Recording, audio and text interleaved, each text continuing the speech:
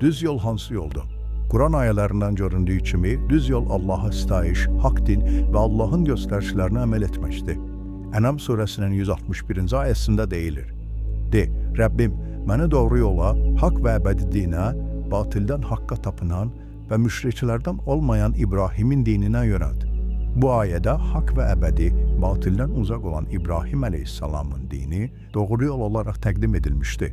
Bu doğru yolun etiqad cəhətini müəyyənləşdirir. Bu ayələrdə isə doğru yolun əməli prinsipinə işarə edilir ki, bu da şeytanın işlərdən uzaq olmaqdır. Əl-İmran surəsinin 101-ci ayəsində Allah-u Teala'ya sığınmaq, doğru yola çatmaq kimi göstərilmişdir. Allaha, onun dininə sığınan şəxs doğru yola yönəldilmişdir. Onu da qeyd etmək lazımdır ki, doğru yol cəmi bircə yoldur. Çünki iki nöqtə arasında yalnız bir düz xətt vardır. İnsanı məqsədinə çatdıranda məhz həmin düz xəttdir. Əgər Quran doğru yolun etiqad cəhətini və əməli prinsiplərini göstərirsə, deməli Allaha çatmağın ən yaxşı yolu da məhz budur.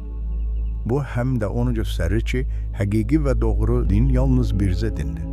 Necə ki Quranda deyilir: Allah dərgahında din İslamdır. Ali İmran surəsi 19-cu ayə.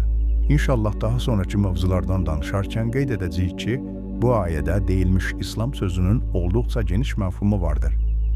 Bu, bütün dövrlərdə mövcud olmuş və özündən sonraki yeni din tərifindən nəsx edilməmiş, yəni qüvvədən salınmamış tək Allahlıq dinlərinə şamil olunur. Daha çox insan faydalansın deyə bu videonu bəyən və yadda saxla.